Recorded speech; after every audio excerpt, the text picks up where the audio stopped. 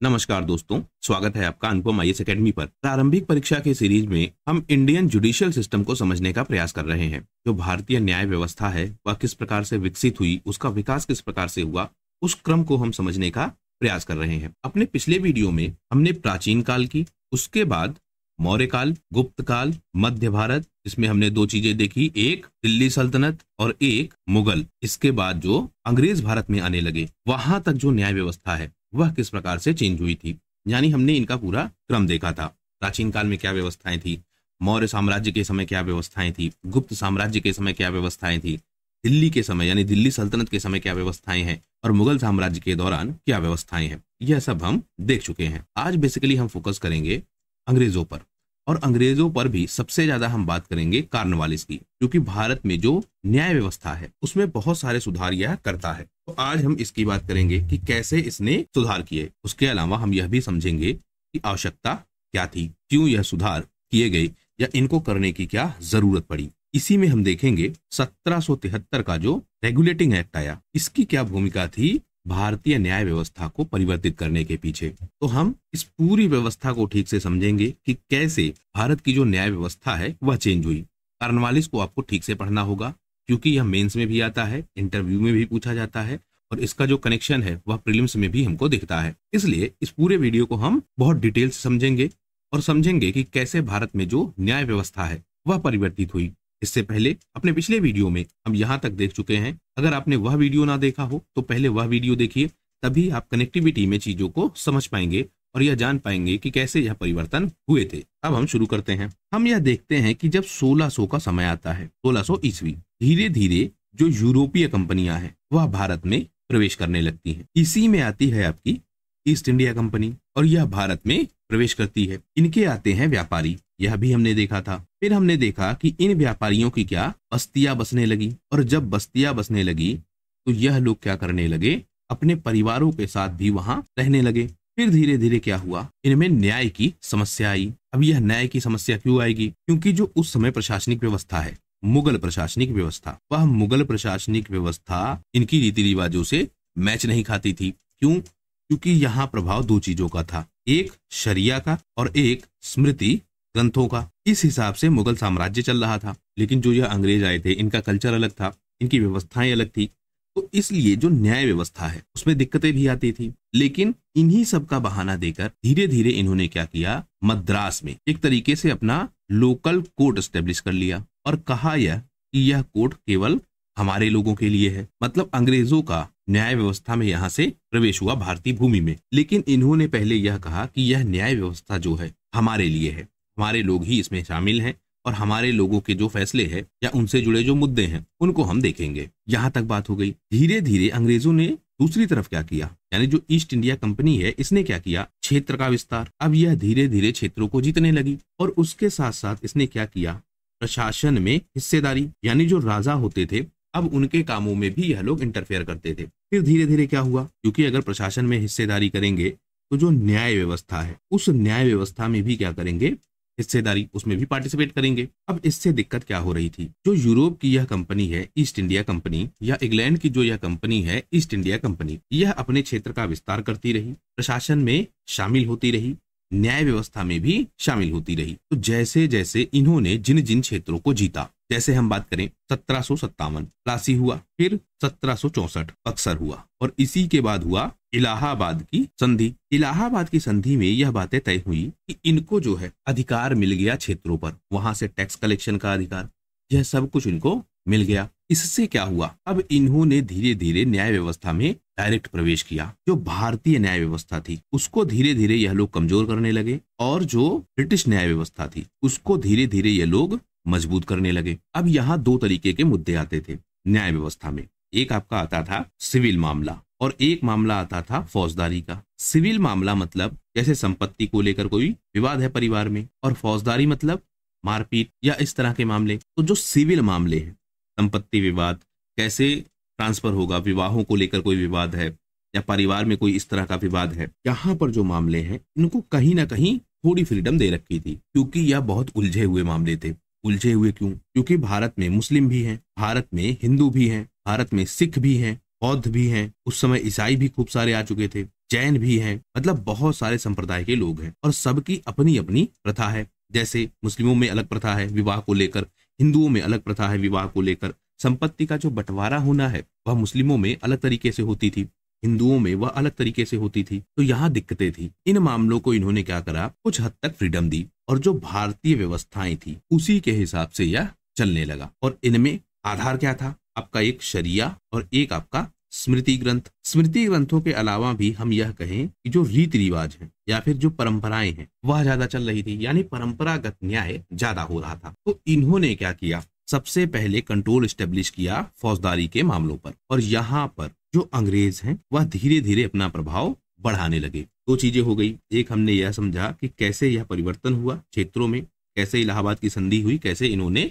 प्रवेश किया राजनीति में। फिर जो न्याय व्यवस्था है उसमें यह किस तरीके से पार्टिसिपेट कर रहे थे धीरे धीरे। इन सबके बीच एक तीसरी समस्या भी थी। तीसरी समस्या कौन सी थी, भ्रष्टाचार। भ्रष्टाचार कैसे था, आप इसको ऐसे समझिए, ये जो आपकी ईस्ट इंडिया कंपनी थी यह दरअसल थी क्या, ब्रिटेन में जो बहुत सारे अमीर लोग थे इन्होंने मिलकर अपनी कंपनी बनाई, और इस कंपनी का मुख्य उद्देश्य यह था कि यह बाहर जाएगी, स्पेशली इंडिया जाएगी और व्यापार करेगी।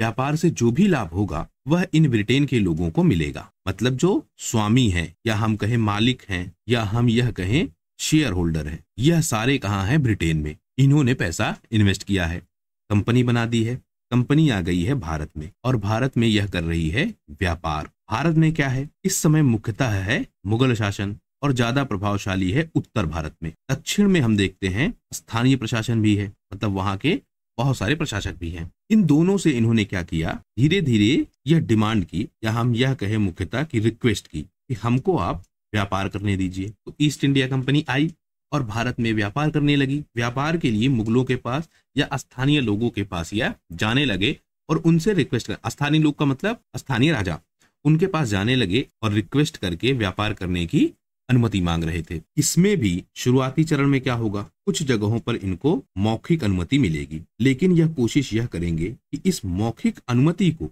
लिखित में परिवर्तित कराएं। धीरे धीरे इनको ऐसे लिखित अनुमति पत्र या अथॉरिटी लेटर मिलने लगे। यह मुगलों से भी लेने लगे और अन्य लोगों से भी। फिर इन्होंने क्या किया, अपनी बस्तियां बसाई। बस्तियां बसाने के साथ साथ यह अपने सैनिक भी लाए, और जब यह सैनिक लाए तो धीरे धीरे यह क्या करने लगे, शक्ति प्रदर्शन। इस शक्ति प्रदर्शन से क्या हुआ, जो स्थानीय लोग हैं, जो राजा हैं, उनके साथ यह गठजोड़ करते थे। कैसे, मान लेते हैं दो राजा हैं, इन दो राजाओं के बीच कोई विवाद है, तो अंग्रेज क्या करते थे, किसी एक राजा के साथ जुड़ जाते थे कि हम आपकी मदद करेंगे, आपको सैन्य सहायता देंगे, आपको हम पैसा देंगे, आप यह करिए कि जब जीतेंगे तो हमें क्या करिएगा, व्यापार का अधिकार दीजिएगा, या हम मुख्यतः यह कहें कि व्यापार का एकाधिकार दीजिएगा, कि हम आपके यहाँ केवल व्यापार कर पाए, कोई और व्यापार ना कर पाए। कोई और का मतलब कौन और व्यापारी था, और भी कई सारी कंपनियां थी, जैसे फ्रांस की कंपनी थी, डच थे, पुर्तगाली थे, तो यह सारे लोग भी व्यापार कर रहे थे। फ्रांस वाले, पुर्तगाली वाले या फिर डच वाले,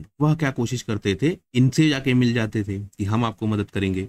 तो इस तरह यह युद्ध होते रहे। धीरे धीरे जो अंग्रेज हैं उनको व्यापार पर एकाधिकार मिलता रहा। अब यह एकाधिकार कैसा था, या जो फिर इनको लेटर मिलता था व्यापार करने का, वह कैसा होता था। इसमें मुख्यतः एक चीज पर यह लोग सबसे ज्यादा फोकस करते थे, हमें व्यापार करने की अनुमति दीजिए, हम ही केवल इस क्षेत्र से व्यापार कर पाए, मतलब एकाधिकार। और एक दूसरी चीज, टैक्स फ्री व्यापार, कि हम व्यापार करें और उस पर टैक्स ना लगे। ये जो टैक्स फ्री व्यापार वाली बात थी, इसका फिर क्या होने लगा, दुरुपयोग। कैसे, क्योंकि यह जो टैक्स फ्री व्यापार की अनुमति है यह ली थी आपकी ईस्ट इंडिया कंपनी ने।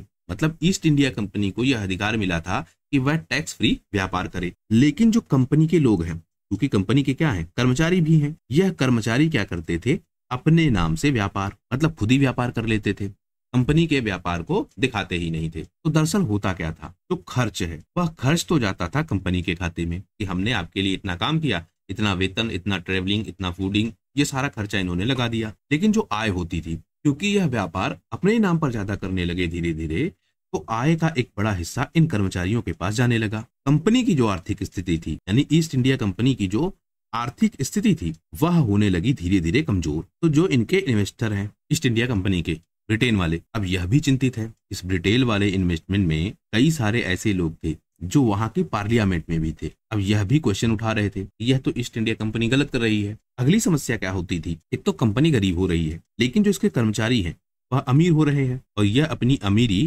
ब्रिटेन में जाके दिखाते थे। मतलब यह लोग कहते थे कि कंपनी गरीब हो रही है, यह खूब अमीर हो रहे हैं और जाकर वहां जमीनें खरीदते थे, खूब सारा सोना चांदी लेकर जाते थे। तो ये जो भ्रष्टाचार वाली बात थी यह धीरे धीरे समझ में आने लगी। अब ब्रिटेन को भी यह लगने लगा या फिर इनके जो इन्वेस्टर हैं इनको भी यह लगने लगा कि इस पर कंट्रोल एस्टेब्लिश करना बहुत जरूरी है। और याद रखिएगा आप, यह पार्लियामेंट के भी लोग हैं, मतलब बहुत सारे इन्वेस्टर ऐसे भी हैं जो उनकी पार्लियामेंट में है। तो वह क्या कहेंगे ब्रिटेन की संसद को कि आप इन पर कोई कानून बनाइए, इनको कंट्रोल करिए, अन्यथा यह लोग क्या करेंगे, लूट खसोट करते रहेंगे और हमको गरीब बनाते रहेंगे, खुद अमीर होते रहेंगे। अब यहाँ पर कंपनी क्या कर रही थी, दो चीजें, एक तो यह सिविल मामले देख रही थी, दूसरे यह फौजदारी मामले देख रही थी, क्योंकि अब न्याय व्यवस्था में भी प्रवेश हो चुका था। तो जो फौजदारी मामले है यहाँ पर क्या करती थी, घूसखोरी, और जो सिविल मामले है यहाँ पर मुख्यतः क्या करती थी, टैक्स चोरी, मतलब यह भी करप्शन था। इन सब के बीच क्या हुआ, दो चीजें हुई, एक बंगाल में पड़ गया सूखा, और जब बंगाल में सूखा पड़ा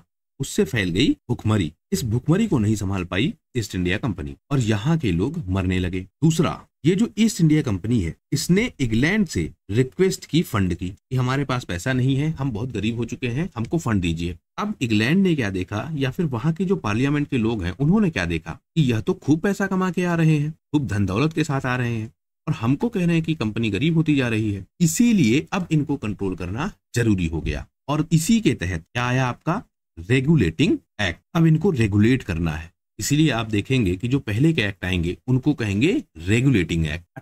1857 की क्रांति के बाद जब ईस्ट इंडिया कंपनी का प्रशासन समाप्त होगा, अब इसको भी आप ऐसे समझिए, ईस्ट इंडिया कंपनी भारत में आती है और भारत में आने के बाद धीरे धीरे यहाँ पर प्राप्त करती है प्रशासनिक अधिकार। फिर आएंगे आपके रेगुलेटिंग एक्ट और इनको कंट्रोल करने की कोशिश की जाएगी, इनके लिए नियम कानून बनेंगे, लेकिन व्यवस्थाएं सुधरती नहीं है। 1857 की हो जाती है क्रांति। जब 1857 की क्रांति हो जाती है तो जो भारत का प्रशासनिक अधिकार है जो ज्यादातर किसके कंट्रोल में है, ईस्ट इंडिया कंपनी के या फिर इनके लोगों के पास, उसको समाप्त कर दिया जाता है। 1858 का आता है अधिनियम और इससे व्यवस्था यह बनती है कि जो आपका ब्रिटिश पार्लियामेंट है अब उसके द्वारा बनाए गए कानून ही भारत पर लागू होंगे। यानी ईस्ट इंडिया कंपनी का प्रशासन समाप्त हो जाता है, ब्रिटिश पार्लियामेंट का प्रशासन भारत पे शुरू हो जाता है, तो वहां से भी चीजें बदलने लगती है। हमने बहुत डिटेल में इसके बेस को समझ लिया है, अब जरा हम तथ्यों को भी समझ लेते हैं। जब ब्रिटिश काल भारत में शुरू हुआ कब से कब तक है, 1600 से लेकर आजादी तक, यहाँ पर जो न्याय व्यवस्था है उसमें खूब सारे चेंज हुए। मुख्यतः हम पाते हैं कि जो मुगल प्रशासन था वहां पर जो लोकल गवर्नेंस थी उसको अधिकार था, यह हमने देखा था कि ग्राम पंचायतें होती थी, उनके पास अपने अधिकार होते थे। मुख्यतः जो मुगल प्रशासन था वह शहरी क्षेत्रों में था और केंद्रीकृत व्यवस्था के रूप में काम करता था। अंग्रेजों ने क्या किया, इसको और ज्यादा सेंट्रलाइज किया, उसके साथ साथ कोडिफिकेशन किया, आईपीसी सीआरपीसी जैसी धाराएं बनाई और एकीकृत न्याय व्यवस्था डेवलप की। मुगलों के समय क्या था, विकेंद्रित व्यवस्था। अब यहाँ पर जो शरिया के कानून है, स्मृति ग्रंथों के कानून है और जो परंपराएं हैं, इन तीनों आधारों पर न्याय हो रहा था। स्पेशली जो आपका स्थानीय प्रशासन है वह इन दो आधारों पर हो रहा था। तो अंग्रेजों ने क्या किया, इस पूरी व्यवस्था के स्थान पर एकीकृत यानी एक जैसी न्यायिक व्यवस्था सबके लिए डेवलप की। इसके बाद संहिताकरण मतलब किताबें लिखी गई जिसमें न्याय व्यवस्था को वेल डिफाइन किया गया था। अदालतों में भी इन्होंने क्या किया, क्रम बनाया और सबसे प्रमुख काम यह किया जो न्यायिक स्वतंत्रता है उसको स्टेब्लिश करने की कोशिश की। यानी जो आपका न्यायाधीश है वह किसी के कंट्रोल में नहीं है। यहाँ समस्या क्या थी, शरिया के कानून के तहत भी आपके होते थे मनसबदार या फिर आपके होते थे काजी, दोनों न्याय व्यवस्था को देखते थे। काजी शहरी क्षेत्रों में या फिर राजा के दरबार में और मनसबदार स्थानीय स्तर पर, लेकिन यह दोनों किसके कंट्रोल में थे, राजा के। तो यह न्यायाधीश वाली व्यवस्था बनाई या फिर स्वतंत्र न्यायिक व्यवस्था बनाई अंग्रेजों ने। इसमें क्या था, इन्होंने कहा कि न्याय व्यवस्था पूरी तरीके से अलग है और वह पूरी तरीके से स्वतंत्र है, लेकिन यहाँ पर प्रभाव रहेगा अंग्रेजों का, भारतीयों को इसमें भागीदारी नहीं दी जाएगी। और इन्होंने यह स्टैब्लिश किया कि भारतीय इस न्याय व्यवस्था को अडॉप्ट करने के लिए या फिर इस न्याय व्यवस्था को समझाने के लिए, उसको अप्लाई करवाने के लिए सही व्यक्ति नहीं है, हम लोग इसको अप्लाई करवाएंगे और भारतीयों को हम कंट्रोल में लाएंगे। अब यह व्यवस्था विकसित होने लगी। तो आप उद्देश्य समझिए, केंद्रीकृत करना है, कोडिफिकेशन करना है, एकीकृत रूप से न्याय व्यवस्था को डेवलप करना है, संहिताकरण करना है मतलब पुस्तकों में लिखवाना है, अदालतों का एक स्ट्रक्चर डेवलप करना है और न्यायिक स्वतंत्रता पर फोकस किया जाएगा। यह उद्देश्य है जिनके साथ न्याय व्यवस्था भारत में विकसित होने लगेगी अंग्रेजों के समय। जैसा कि मैंने आपको अभी बताया कि 1600 से लेकर 1773 तक कंपनी धीरे धीरे व्यापारी से न्याय व्यवस्था की ओर बढ़ने लगी, लेकिन जो स्थानीय कानून है वह अभी भी प्रभावशाली थे। जो ब्रिटिश हैं वह अपने तथ्यों के साथ आ रहे थे और उसको प्रभावित करने का प्रयास कर रहे थे। दोनों व्यवस्थाएं चल रही थी। इसी में बना था 1726 में मेयर की अदालतें। कहाँ बना था? जहां पर इनका प्रशासन था, इनके लोग रहते थे, जैसे मद्रास, बॉम्बे और कलकत्ता में। धीरे धीरे यह स्टेब्लिश होने लगा, लेकिन यहाँ का जो न्याय था वह केवल यूरोपियों के लिए था। भारतीयों को इसमें शामिल नहीं किया गया था, या भारतीयों के लिए यह व्यवस्था नहीं थी, अंग्रेजों के लिए यह व्यवस्था थी। इससे क्या होने लगा, जो कंपनी के गवर्नर हैं अब वही क्या बन गए, न्यायाधीश बन गए, क्योंकि ईस्ट इंडिया कंपनी का ही प्रभाव था। इससे न्याय व्यवस्था धीरे धीरे चलती रही। अब धीरे धीरे कंपनी मजबूत होती रही। बंगाल को इन्होंने जीत लिया। 1765 में यह संधि हुई, इलाहाबाद की संधि, और उस समय अधिकारी था रॉबर्ट क्लाइव। इसने क्या किया, बंगाल को खूब लूटा और वहां से बहुत सारी संपत्ति लेकर यह इंग्लैंड गया। बंगाल में लोग भूखों मरने लगे, अकाल वहां पड़ गया, और यहाँ तक इसने क्या किया, ऋण चुकाने से मना कर दिया कि हमारे पास पैसा नहीं है, कंपनी लोन नहीं दे पाएगी। इसके साथ साथ कंपनी को और पैसे की जरूरत है, हमको फंड दीजिए। अब यहाँ पर कंपनी के जो इन्वेस्टर हैं वो लोग परेशान हो गए कि कंपनी के कर्मचारी तो इतना कमा रहे हैं और हमारा फंड जो हमने इन्वेस्ट किया था वह डूबता जा रहा है। तो उन्होंने क्या किया, नियम बनाने के लिए दबाव बनाया। और हमने पीछे बात की है कि इन इन्वेस्टर में पार्लियामेंट के भी लोग हैं, तो दबाव बढ़ने लगा और 1773 का आया रेगुलेटिंग एक्ट। इसीलिए इसको कहते हैं रेगुलेटिंग एक्ट, क्योंकि रेगुलेट करने के लिए आया था। संसद पर जब यह दबाव बढ़ने लगा कि इनको कंट्रोल करना है, तो एक जांच समिति बनाई गई। कब? 1772 में। इसने अपनी रिपोर्ट दी और उसी के हिसाब से 1773 का यह अधिनियम पारित हो गया। अब व्यवस्था क्या थी उस समय? कंपनी ने धीरे धीरे अपनी स्थानीय अदालतें शुरू कर दी थी। लोकल स्तर पर यह अपनी गवर्नेंस को चला रहे थे, और स्पेशली इनमें जो टैक्स के वायलेशन वाले केस थे वह ज्यादा देख रहे थे। मतलब टैक्स वायलेशन ना हो, इसको ज्यादा देख रहे थे, क्योंकि इनका मुख्य उद्देश्य क्या था, टैक्स कलेक्ट करना।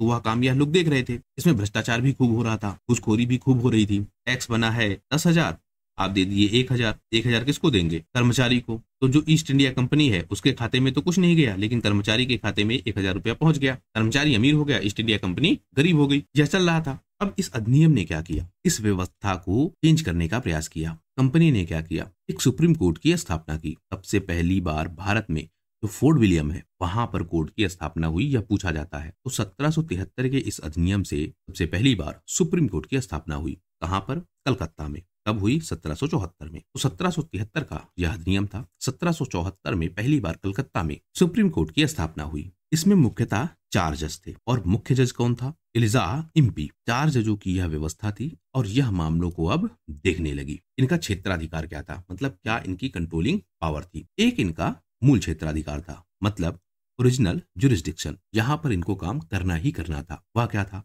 जो ब्रिटिश नागरिकों से जुड़े मुद्दे थे, जिनके लिए यह अपनी स्थानीय अदालतें बना रहे थे, उन मुद्दों को अब यह देखेगी। और इनके सिविल मामले और आपराधिक मामले, दोनों मामले देखेगी कौन? कलकत्ता का यह कोर्ट। फिर इनका अपीलीय क्षेत्राधिकार था, मतलब अपीलेट जुरिस्डिक्शन। इसका मतलब क्या है? अभी भी आपकी जो क्षेत्रीय न्याय व्यवस्था है वह क्षेत्रीय न्याय व्यवस्था बनी हुई थी, लेकिन अगर इस क्षेत्रीय न्याय व्यवस्था के ऊपर जाना है तो कहाँ जाए? अंग्रेजों ने कहा हमारे पास आइए, हमने अदालतें बनाई हैं, अगर कोई विवाद होता है उसको हम निपटाएंगे। तो जो अपीलीय क्षेत्राधिकार है यहाँ पर लोग जाने लगे। इसमें यह लोग क्या करने लगे, जो दीवानी के मामले हैं उनको मुख्यतः देखने लगे। धीरे धीरे इसमें एक्सपेंशन होता रहा, विस्तार होता रहा, और अब यह लोग कलकत्ता, मद्रास, बॉम्बे, इन सारे क्षेत्रों में भी न्याय व्यवस्था को देखने लगे। लेकिन अभी भी जो ग्रामीण क्षेत्र है वहां पर उनकी अपनी स्थानीय अदालतें बनी थी, ग्राम पंचायत थी, वह सारी व्यवस्था डेवलप थी। लेकिन अब जो अंग्रेज हैं वह अपीलीय क्षेत्राधिकार के नाम पर, यानी इसमें क्या होता था, सबसे ज्यादा भारत में वर्ण व्यवस्था थी, और वर्ण व्यवस्था में जो निचले क्रम पर हैं जैसे शूद्र, इनका शोषण होता था। यह शोषण न्याय में भी होता था। तो शूद्र क्या करते थे, स्पेशली सबसे ज्यादा यह चले जाते थे इस अपीलीय क्षेत्राधिकार के थ्रू कोर्ट में, कि आपने कहा था कि अगर कोई दिक्कत है हमारे पास आओ। शूद्र पहुंच गए कहां? कोर्ट में। कोर्ट ने क्या किया, क्योंकि इनका उद्देश्य था जो न्याय व्यवस्था है वह मजबूत हो और पृथक हो, तो इन्होंने क्या किया, इसके पक्ष में फैसला कर दिया। अगर कोई एक मामले में फैसला इसके पक्ष में हो गया। अब धीरे धीरे क्या होगा, जितने भी शूद्र होंगे जो इस वर्ण व्यवस्था से परेशान है वह आने लगेंगे इस कोर्ट के पास, और धीरे धीरे जो इनका क्षेत्र है वह आगे बढ़ता रहेगा, यानी उसका विस्तार होता रहेगा। इसी तरीके से यह न्याय व्यवस्था डेवलप हो रही थी। फिर आता है आपका लॉर्ड कॉर्नवालिस और यह अपने सुधारों को लागू करवाता है। दिक्कत क्या थी, जब यह 1773 वाला एक्ट लागू हुआ बहुत सारी व्यवस्थाएं बनी, लेकिन इस व्यवस्थाओं में भी खामियां थी। खामियां क्या थी? भ्रष्टाचार अभी भी पूरी तरीके से समाप्त नहीं हुआ था, बहुत सारा भ्रष्टाचार अभी भी हो रहा था। तो जब यह आया तो इसने क्या किया, धीरे धीरे बहुत सारे सुधार किए और उन सुधारों के तहत कुल मिलाकर 48 रेगुलेशन से यह भारत में लागू करवाता है। उद्देश्य क्या है? राजस्व व्यवस्था में सुधार हो, टैक्स का कलेक्शन बढ़ाया जाए, जो पुलिस है और न्याय व्यवस्था है यह अलग अलग हो। अभी क्या हो रहा था, जो पुलिसिंग है और जो न्याय व्यवस्था है वह दोनों आपस में कनेक्टेड थे। इसने कहा यह दोनों अलग अलग होना चाहिए, पुलिस अपना काम करे, न्याय व्यवस्था अपना काम करे। यह आया कहां से था, यह भी बड़ा इंटरेस्टिंग है। अमेरिका का जो स्वतंत्रता युद्ध है वहां पर यह पार्टिसिपेट कर रहा था, वहीं से आया था। अब इसमें भी एक दो तथ्य हैं। अमेरिका का स्वतंत्रता संग्राम चल रहा था, वहां युद्ध हो रहा था, अंग्रेज उनको कंट्रोल करने की कोशिश कर रहे थे। 1780 के आसपास एक युद्ध होता है, कैमडेन का युद्ध। इसमें यह बहुत अच्छा परफॉर्म करता है और युद्ध को किसी तरीके से जितवाता है। लेकिन इसी के बाद एक युद्ध और होता है 1781 में, और यह युद्ध होता है यॉर्कडाउन का। इस युद्ध में कर्नवालिस बुरी तरीके से हारता है, इसी तरीके से जान बचाकर अपनी भागता है। और जब जान बचा के भागता है तो बाद में इसको भेज दिया जाता है भारत। अमेरिका से इसको बुला लिया जाता है, भेज दिया जाता है भारत, और आ जाता है यह भारत में। भारत कब आया? 1786 में। अब भारत में आकर यह सुधार करेगा और भारत में इसको बड़ा चंचनी दिखाया गया कि बहुत बढ़िया व्यक्ति है, बहुत अच्छे सुधार यह करेगा और भारत में अब यह लीड करेगा। तो गवर्नर जनरल बन के आया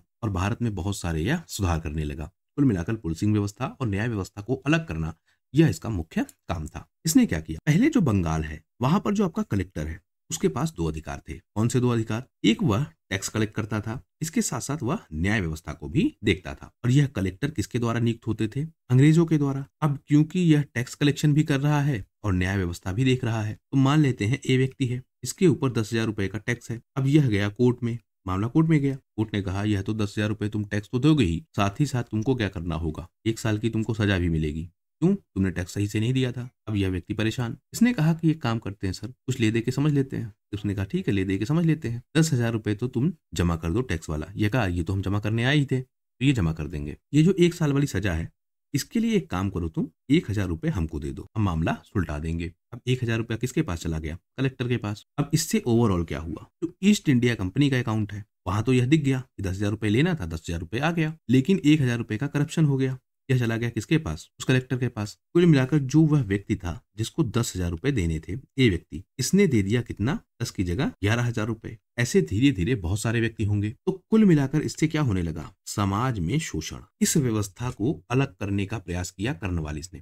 इसने समझा कि क्योंकि दोनों अधिकार इसी के पास है, दंड देने का अधिकार भी इसी के पास है और टैक्स कलेक्ट करने का भी अधिकार इसी के पास है, इसीलिए यह दिक्कत है, इन दोनों को अलग करो। तो मुख्यतः यह 2 विचारों के साथ आया। एक, सेपरेशन ऑफ पावर, शक्तियां अलग हो, कलेक्टर के पास दोनों अधिकार ना हो, क्योंकि दोनों आपस में कनेक्टेड हैं और उससे जो कलेक्टर है वह खूब सारे पैसे कमा रहा है। और उसके अलावा जो न्यायिक स्वतंत्रता है, मतलब न्याय व्यवस्था किसी के दबाव में ना काम करे। अब यह कलेक्टर भी ऐसा क्यों कर रहा था? क्योंकि इसके ऊपर भी अधिकारी थे, वह इससे कलेक्शन ले रहे थे, मतलब एक चैन थी। आज भी आप देखते होंगे इस तरह की व्यवस्थाएं हैं। उस व्यवस्था के तहत इस कलेक्टर से पैसे लिए जाते थे। तो इन्होंने क्या कोशिश की कि जो यह न्याय व्यवस्था बने, यह पूरी तरीके से स्वतंत्र हो, और इसको लागू कहां कहां करवाया? बंगाल के क्षेत्र में, बिहार के क्षेत्र में और उड़ीसा के क्षेत्र में, मतलब जहां पर उस समय अंग्रेजों का प्रभाव था या वह क्षेत्र जो अंग्रेजों के कंट्रोल में थे, वहां पर इसको लागू करवाया गया। धीरे धीरे यह व्यवस्था फैलने लगी और जैसे जैसे अंग्रेजों का शासन बढ़ता रहा वैसे वैसे यह व्यवस्था भी फैलती रही, मतलब उन क्षेत्रों में। इसने जो न्याय व्यवस्था बनाई उसमें कई सारी चीजें रही। एक तो जो ब्रिटिश कानून है उनके हिसाब से व्यवस्थाएं बनेंगी।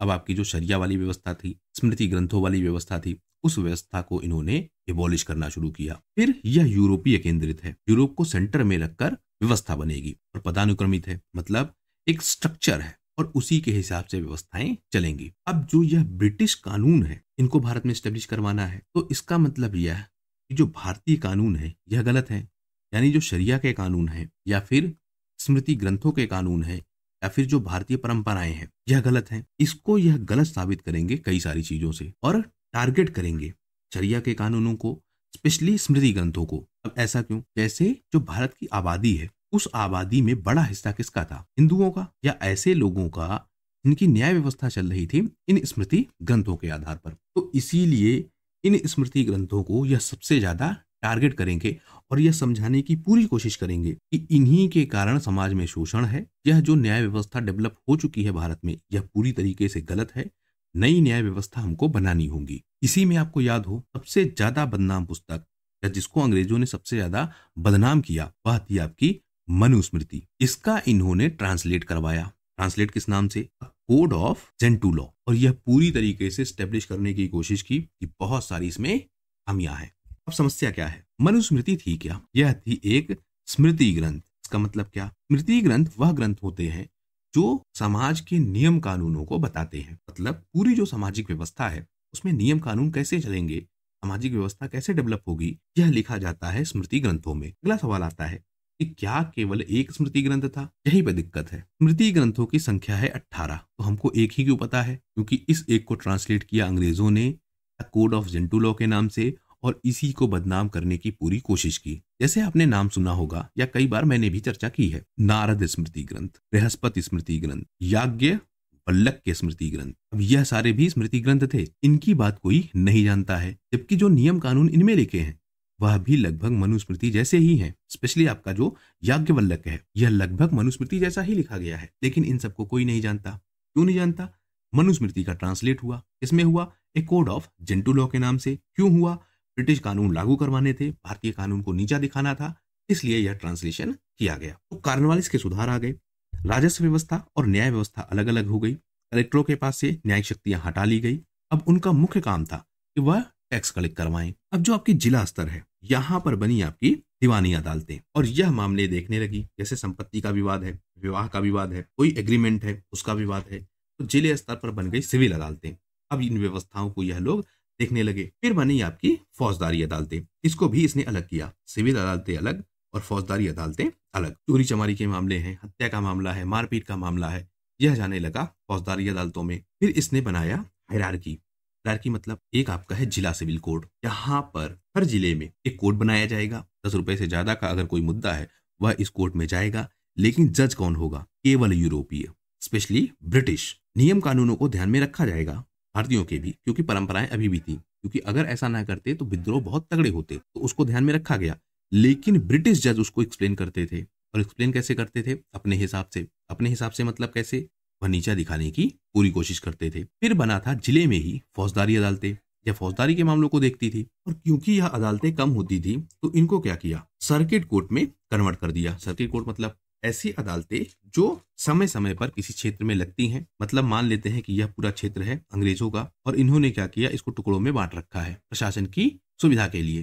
तो एक बार यह अदालत यहाँ लगेगी, एक बार यहाँ लगेगी, एक बार यहाँ लगेगी। मतलब एक समय पर यहाँ, एक समय पर यहाँ, एक समय पर यहाँ। इस तरह की यह फौजदारी अदालत डेवलप हुई, यह काम चलने लगा। फिर आपका था प्रांतीय अपीलीय अदालतें। अगर आप सिविल कोर्ट से नहीं सेटिस्फाई है तो आप जाइए कहाँ पर? प्रोविंशियल कोर्ट पे, वहां पर अपील कीजिए। इस तरह की 4 अदालतें कहाँ बनी? पटना में, ढाका में, कलकत्ता में और बराकपुर में। अगर आप सिविल कोर्ट के फैसले से सेटिस्फाई नहीं है तो आप कहाँ जाइए? प्रांतीय अदालत के पास। मतलब एक हायरार्की है। इसी तरीके से बनी सदर दीवानी अदालत और यह कहाँ बनी? कलकत्ता में। अब यह दीवानी के मुद्दों को देखेगी। फिर बनी आपकी सदर निजामत अदालत। यह क्यों बनी? क्योंकि मुगलों की एक व्यवस्था थी दीवाने इंसाफ, जहां से यह न्याय व्यवस्था को देखते थे। इसको रिप्लेस कर दिया और अब आपके जो फौजदारी के मामले हैं वह देखेगी कौन? सदर निजामत अदालत। स्ट्रक्चर पूरा डेवलप हो गया। अब आपके न्यायाधीश हैं, इनको नियुक्त करना है और इनकी योग्यता को डिफाइन करना है कि न्यायाधीश कौन बनेगा। तो सबसे पहली कोशिश यह की गई कि जो ब्रिटेन के न्यायाधीश हैं